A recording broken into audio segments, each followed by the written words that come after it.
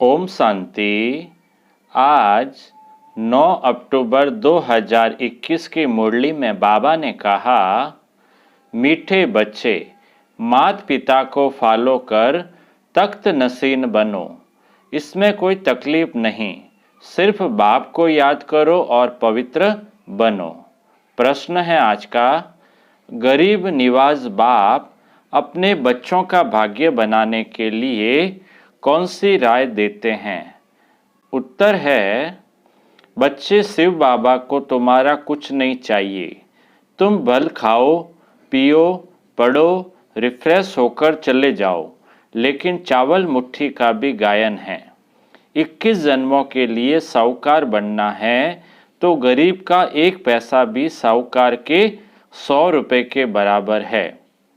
इसलिए बाप जब डायरेक्ट आते हैं तो अपना सब कुछ सफल कर लो। गीत है आज की मुरली का, तुम ही हो माता पिता तुम ही हो। अब सुनते हैं मुरली विस्तार से। ओम शांति। गीत का अर्थ तो बच्चों ने समझा। वह भल पुकारते हैं परंतु समझते नहीं हैं। तुम जानते हो वह हमारा बाप है। वास्तव में सिर्फ वह तुम्हारा बाप नहीं, लेकिन सबका बाप है। यह भी समझने का है, जो भी सभी आत्माएं हैं उन सभी का बाप परमात्मा जरूर है। बाबा बाबा कहने से वर्षा जरूर याद आता है। बाप को याद करने से ही विकर्म विनाश होंगे। बाप बच्चों को कहते हैं, तुम्हारी आत्मा पतित बनी हुई है, अब उनको पावन बनाना है। सभी का बाबा है तो बच्चे जरूर निर्विकारी होने चाहिए।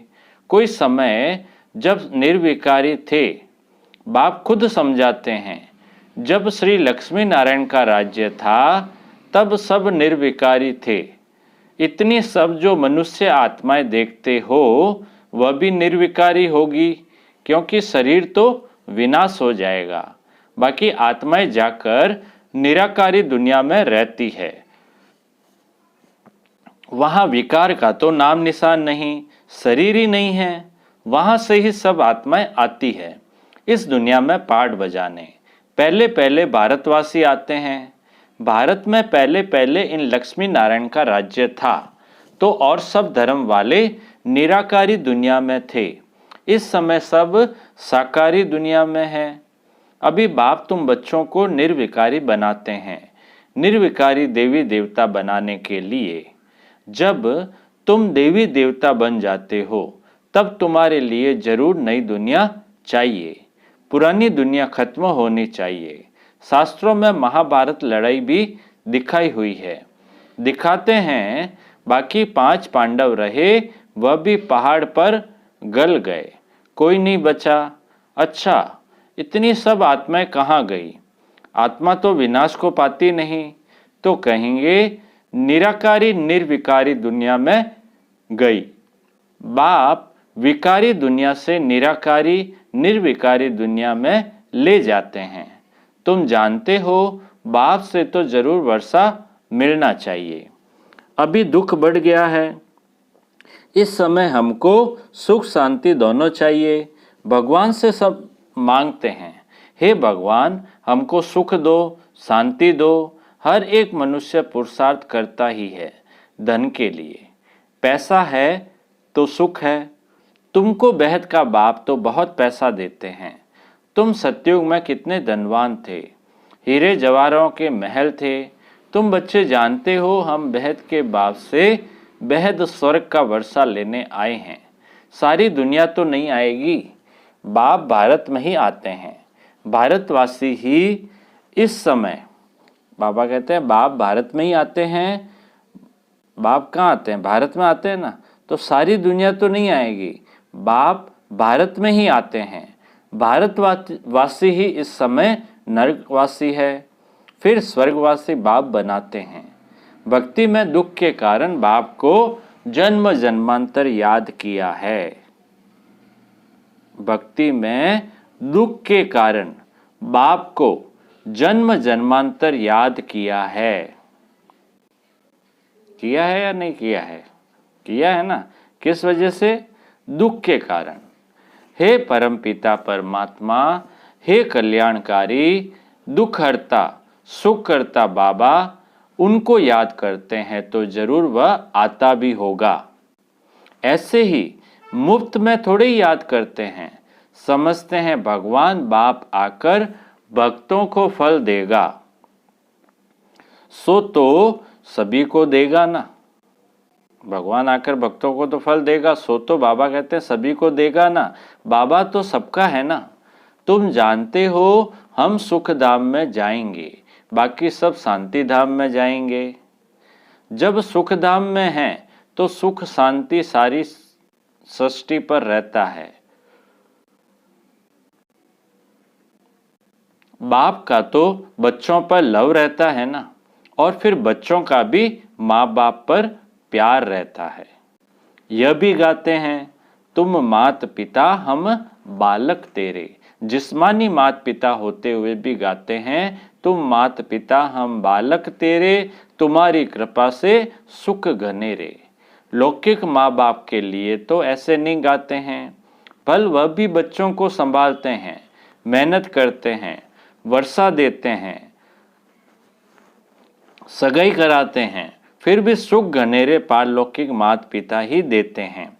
अभी तुम हो ईश्वरीय धर्म के बच्चे, वह सब है आसुरी धर्म के बच्चे। सत्युग में कभी कोई धर्म के बच्चे नहीं करते हैं, वहां तो सुख ही सुख है, दुख का नाम निशान नहीं। बाप कहते हैं मैं आया हूं 21 पीढ़ी के लिए तुमको स्वर्ग के सुख घनेरे देने।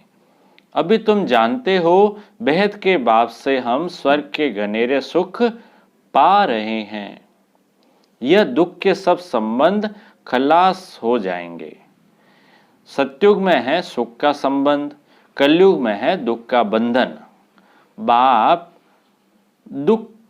सुख के संबंध में ले जाते हैं, उनको कही जाता है दुख हरता सुख करता। बाप आकर बच्चों की सेवा करते हैं।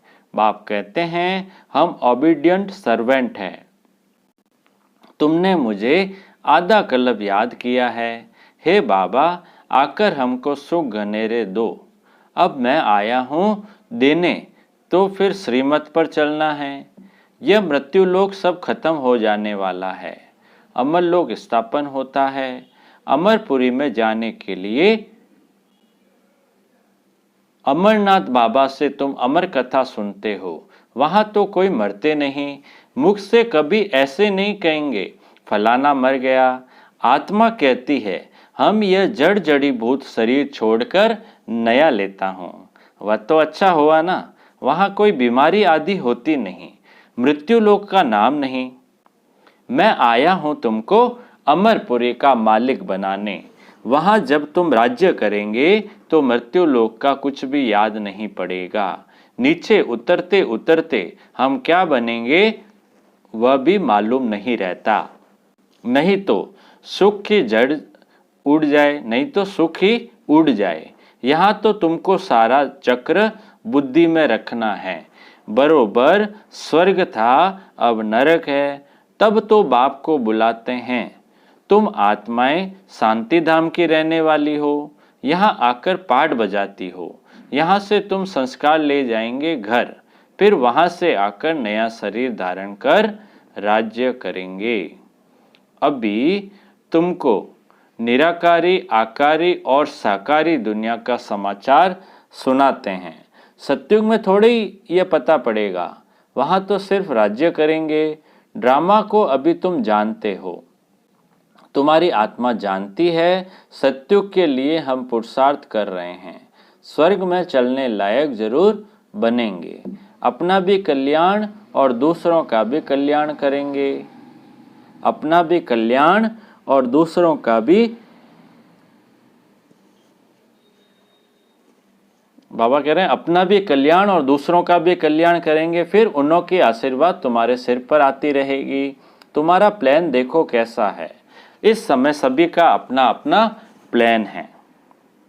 इस समय सभी का अपना अपना प्लान है। बाप का भी प्लान है। वो लोग डैम्स आदि बनाते हैं तो बिजली आदि पर कितने करोड़ों रुपए खर्चा करते हैं। बिजली बनाने के लिए डैम्स बनाते हैं ना, तो बाबा कहते हैं वो डैम्स आदि बनाते हैं तो बिजली आदि पर कितने करोड़ों रुपए खर्चा करते हैं। बाप समझाते हैं, अब वह सब है आसुरी प्लान, हमारा है ईश्वरीय प्लान। अब किसका प्लान विजय को पाएगा? वह तो आपस में ही लड़ पड़ेंगे, सभी का प्लान मिट्टी में मिल जाएगा। वो कोई स्वर्ग की स्थापना तो नहीं करते हैं, वो जो कुछ करते हैं दुख के लिए। बाप का तो प्लान है स्वर्ग बनाने का। नरकवासी मनुष्य नरक में ही रहने के लिए प्लान बनाते हैं, बाबा का प्लान स्वर्ग बनाने का चल रहा है। तो तुमको कितनी ना खुशी होनी चाहिए। गाते भी हो तुमरी कृपा ते सुख घनेरे, वह तो पुरुषार्थ कर लेना है ना। बाप कहते हैं जो चाहिए सो लो। चाहे विश्व के मालिक राजा रानी बनो, चाहे फिर दास दासी बनो, जितना पुरुषार्थ करेंगे बाप सिर्फ कहते हैं एक तो पवित्र बनो और हर एक को बाप का परिचय देते रहो। अल्फ को याद करो तो बेबादशाही तुम्हारी। बाप को याद करने में ही माया बहुत विघ्न डालती है। बुद्धि योग तोड़ देती है। बाप कहते हैं जितना मुझे याद करेंगे तो पाप भी भस्म होंगे और ऊंच पद भी पाएंगे। इसलिए भारत का प्राचीन योग मशहूर है। बाप को लिबरेटर भी कहते हैं। 21 जन्म के लिए बाप तुम्हें दुख से लिबरेट करते हैं। भारतवासी सुख धाम में होंगे, बाकी सब शांति धाम में होंगे। निराकारी दुनिया और साकारी दुनिया का प्लान दिखाने से झट समझ जाएंगे। और धर्म वाले स्वर्ग में आ न सके। स्वर्ग में तो है ही देवी देवताएं। स्वर्ग में आ सकते हैं क्या कोई धर्म वाले? नहीं, क्योंकि स्वर्ग में तो कौन है? सिर्फ देवी देवताएं हैं। यह ड्रामा की नॉलेज बाप के सिवाय कोई समझा न सके। बच्चे आते ही हैं बाप से वर्षा लेने। ये जो ड्रामा की नॉलेज है कोई समझा सकता है क्या? नहीं, बाप के सिवाय कोई नहीं समझा सकता है। बच्चे आते ही हैं बाप से वर्षा लेने। सुख घनेरे तो है ही सतयुग में, बाद में रावण राज्य होता है, उसमें होते हैं दुख घनेरे। अभी तुम समझते हो बाबा हमको सच्ची सच्ची कथा सुनाकर अमर लोक में जाने लायक बनाते हैं। अभी ऐसे कर्म करते हो तब तो 21 जन्मों के लिए। अभी क्या है? संगम युग है ना। बाबा कहते हैं अभी संगम युग में तुम ऐसे कर्म करोगे। संगम क्या होता है? कलयुग और सतयुग के बीच का समय है। और बाबा कहते हैं इसी में मैं आता हूँ। बाबा इसी में आते हैं।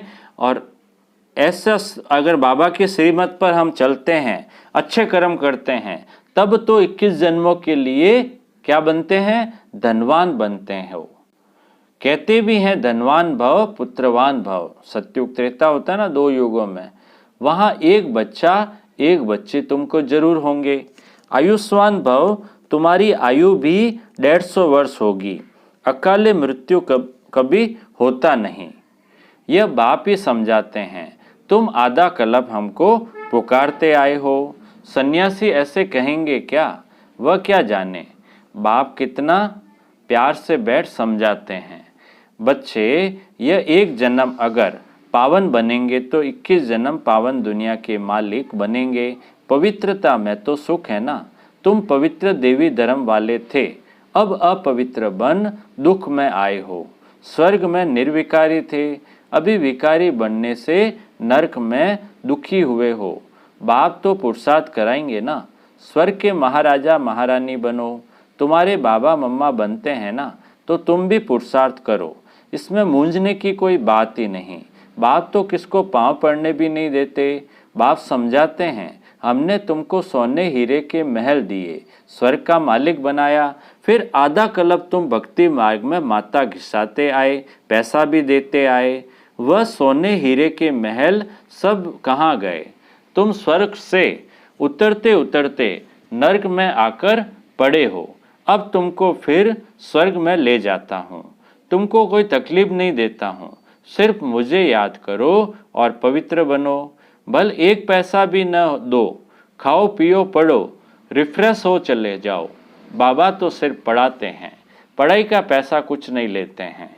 कहते हैं बाबा हम देंगे जरूर, नहीं तो वहाँ महल आदि कैसे मिलेंगे। भक्ति मार्ग में भी तुम ईश्वर अर्थ दान गरीबों को देते थे, फल भी ईश्वर देगा, गरीब थोड़ी देगा, परंतु वह मिलता है एक जन्म के लिए। अब तो बाबा आप डायरेक्ट आए हो, हम यह थोड़े पैसे देते हैं, आप हमको, बाबा क्या देगा, बाबा को हम थोड़े से पैसे देते हैं, उसके बदले बाबा क्या देता है, आप हमको 21 जन्म के लिए स्वर्ग में देना। बाप सबको साहूकार बना देते हैं, पैसे देते हो तो तुम्हारे ही रहने के लिए मकान आदि बनाते हैं, नहीं तो ये सब कैसे बनेंगे, बच्चे ही ये मकान आदि बनाते हैं ना। शिव बाबा कहते हैं मुझे तो इनमें रहने का नहीं है, शिव बाबा कहते हैं मुझे तो इनमें रहने का नहीं है। शिव बाबा तो निराकार दाता है ना, तुम देते हो, तुमको 21 जन्मों के लिए फल देते हैं। मैं तो तुम्हारे, बाबा खुद कह रहे हैं, मैं तो तुम्हारे स्वर्ग में ही नहीं आऊँगा। बाबा थोड़ी आएंगे वहाँ, सतयुग में आएंगे क्या बाबा, बाबा तो ओनली संगम युग पर आते हैं। मुझे नरक में आना पड़ता है तुमको नरक से निकालने के लिए। तुम्हारे गुरु लोग तो और ही दुबन में फंसा देते हैं, वह कोई सदगति नहीं देते। अब बाप, वो कोई सदगति नहीं देते, अब बाप आए हैं पवित्र दुनिया में ले चलने, फिर ऐसे बाप को याद क्यों नहीं करते। बाप कहते हैं कुछ भी पैसा ना दो, सिर्फ मुझे याद करो तो पाप नाश होंगे और मेरे पास आ जाएंगे। यह मकान आदि तुम बच्चों ने अपने लिए ही बनवाए हैं। यहाँ चावल मुट्ठी का गायन है ना, गरीब अपनी हिम्मत अनुसार जितना देते हैं उतना उनका भी बनता है। जितना साहूकार का पद उतना गरीब का, दोनों का एक हो जाता है। गरीब के पास है ही 100 रुपया, उनसे 1 रुपया दें। साहूकार को बहुत है तो वह 100 रुपये दे, दोनों का एक ही फल होगा। इसलिए बाप को गरीब निवाज कहा जाता है। सबसे गरीब है भारत, उनको ही मैं आकर क्या करता हूँ, साहूकार बनाता हूँ। सबसे गरीब है भारत, इसलिए उनको ही मैं आकर साहूकार बनाता हूँ। गरीब को ही दान दिया जाता है ना, कितना क्लियर कर बाबा समझाते हैं। बच्चे अब मौत सामने खड़ा है, अब जल्दी जल्दी करो, याद की रफ्तार बढ़ाओ। मोस्ट स्वीट बाबा को जितना याद करेंगे उतना वर्षा मिलेगा। बाप तुमको ऐसा नहीं कहते हैं कि माथा टेको, मेले मलाखड़े में जाओ, नहीं, घर में बैठे बाप और वर्षे को याद करो बस। बाप है बिंदी, उनको परमपिता परमात्मा कहा जाता है। सुप्रीम सोल सबसे ऊंचते ऊंच है। बाप कहते हैं मैं भी बिंदी हूँ, तुम भी बिंदी हो, सिर्फ भक्ति मार्ग के लिए मेरा बड़ा रूप बनाकर रखा है। शिवलिंग बनाते हैं ना बड़े बड़े। किसने कहा, अभी तुम कहते हो कि शिव बाबा हमें वर्षा दे रहे हैं। शिव बाबा किसने कहा, तो अभी तुम कहते हो कि शिव बाबा हमें वर्षा दे रहे हैं। वंडर है ना, 84 का चक्र फिरता रहता है, अनेक बार तुमने वर्षा लिया है और लेते ही रहेंगे। कितना अच्छी रीति बाप बैठ समझाते हैं। अच्छा बाप दादा बोले, मीठे मीठे सिकिलदे बच्चों प्रति माता पिता बाप दादा का याद प्यार और गुड मॉर्निंग। रूहानी बाप की रूहानी बच्चों को नमस्ते। हम रूहानी बच्चों की रूहानी बाप दादा को याद प्यार, गुड मॉर्निंग और नमस्ते नमस्ते नमस्ते सदा रहेंगे। हंसते हंसते बन जाएंगे फरिश्ते। वाह बाबा वाह, वह मेरा भाग्य। अब पूरी मुरली में से धारणा के लिए जो मुख्य सार है, पहला, मौत सामने खड़ा है, इसलिए अब याद की रफ्तार को बढ़ाना है। सतयुगी दुनिया में ऊंच पद पाने का पूरा पुरुषार्थ करना है। दूसरा पॉइंट है धारणा का, अपना और दूसरों का कल्याण कर आशीर्वाद लेनी है। पवित्र दुनिया में चलने के लिए पवित्र जरूर बनना है। अब मीठे बाबा का मीठा मधुर वरदान है, नए जीवन की स्मृति से कर्मेंद्रियों पर विजय प्राप्त करने वाले मरजीवा भव। नए जीवन की स्मृति से कर्मेंद्रियों पर विजय प्राप्त करने वाले मरजीवा भव। विस्तार है, जो बच्चे पूरा मरजीवा बन गए उन्हें कर्मेंद्रियों की आकर्षण हो नहीं सकती। मरजीवा बने अर्थात सब तरफ से मर चुके, पुरानी आयु समाप्त हुई। जब नया जन्म हुआ तो नए जन्म नए जीवन में कर्मेंद्रियों के वश हो कैसे सकते। ब्रह्मा कुमार कुमारी के नए जीवन में कर्मेंद्रियों के वश होना क्या चीज होती है, इस नॉलेज से भी परे। शूद्रपन का जरा भी सांस अर्थात संस्कार कहाँ अटका हुआ न हो। स्लोगन है आज की मुरली का, अमृत वेले दिल में परमात्मा स्नेह को समा लो तो और कोई स्नेह आकर्षित नहीं कर सकता। अमृत वेले दिल में परमात्मा स्नेह को समा लो तो और कोई स्नेह आकर्षित नहीं कर सकता। अच्छा, ओम शांति।